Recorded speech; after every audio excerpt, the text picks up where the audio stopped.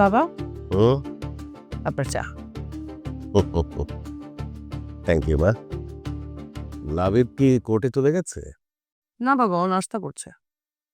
আচ্ছা, যাওয়ার সময় ওকে একটু মনে করিয়ে দিও তো, আমার ওষুধটা যেন নিয়ে আসে। বাবা এখন বললে তো ও মনে থাকবে না। ফেরার কিছুক্ষণ আগে আমি ফোন করে মনে করে দেবো। বাহ, তোমার মাও এটাই করতো। কোনো ইমার্জেন্সি কিছু আনতে হলে ঠিক সময় মতোই আমাকে জানিয়ে দিত। একেই বলে perfect timing of good judgement point of order. মা বেঁচে থাকতে এসব তো তার কাছ থেকেই শেখা বাবা। আচ্ছা বাবা, আমি ঠিক 10টায় আপনাকে নাস্তা দেবো, ওকে? আচ্ছা ঠিক আছে। চাটা খান। না,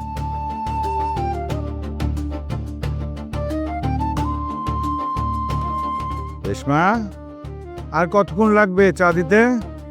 Hey, সাধারণ গরম গরম টিখান এই জলন টিক। আচ্ছা বল্টু, তুই যে কথায় কথায় যেসব ইংরেজি বলিস, এগুলো তুই কোথা থেকে শিখছিস? এই যে আমাদের এলাকার এক দাদা আছে, তার নাম আদায়নি, তার কাছ থেকে শিখছি। কি নাম?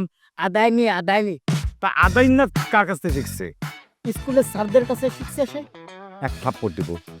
স্কুলে কলেজে এসব জিনিস শেখায় নাকি? এসব ইংরেজি শেখায়? শোনেন, ওনার এই ইংরেজি বর্তমান জামানায় চলে না, আগে চলতো, কারণ উনি ব্রিটিশ পিরিয়ডের লোক। এই ভাইয়া আমরা যাচ্ছি, কোথায় যাচ্ছিস? কলেজে যাচ্ছি।